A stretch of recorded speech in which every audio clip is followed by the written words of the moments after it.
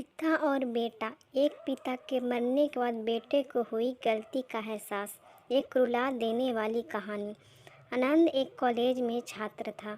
उसने एक डीलर के शोरूम में एक सुंदर स्पोर्ट कार देखी थी और वो लंबे समय से अपने लिए एक ऐसी ही कार चाहता था। आनंद जानता था कि उसके माता पिता इसे खरीदने के लिए सक्षम हैं, इसीलिए उसने उन्हें बताया कि उसे एक कार अपने ग्रेजुएशन कंप्लीट होने पर गिफ्ट के रूप में दें। देखते ही देखते वो दिन भी आ गया और पिता ने आनंद को अपने निजी कार्यालय में बुलाया।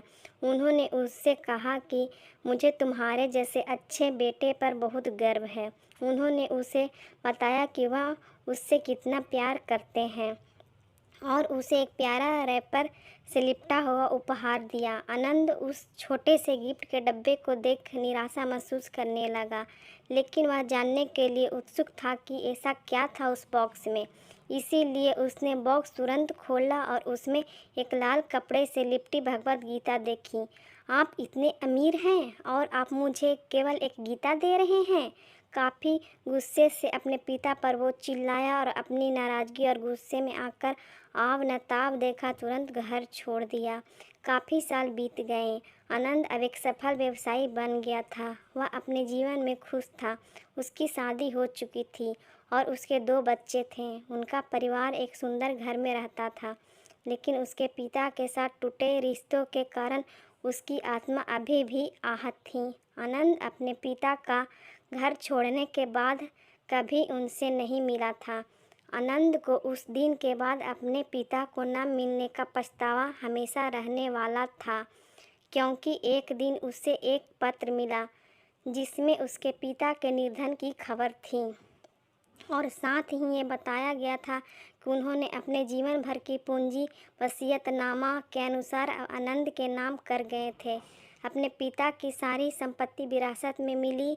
तब आनंद अपने पिता के घर पहुंचा और कुछ महत्वपूर्ण कागज़ की तलाश करने लगा और गलती से उसे वही भगवत गीता का उपहार लिपटा हुआ मिला, जिसे देख फिर उसी उदासी का एहसास हुआ।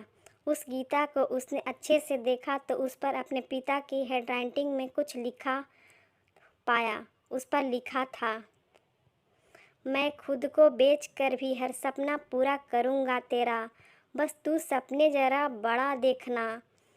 ये बोल रहा बाप नहीं, जिंदगी का सबसे पहला दोस्त तेरा।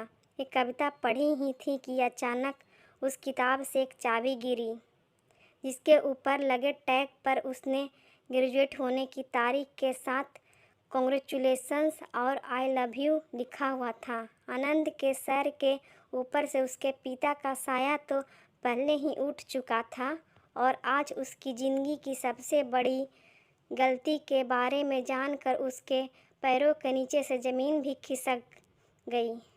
उस दिन आनंद की आंखें और रूह दोनों पछतावे के आंसू रोए। हमें कुछ करने से पहले सोच समझकर कदम उठाने चाहिए।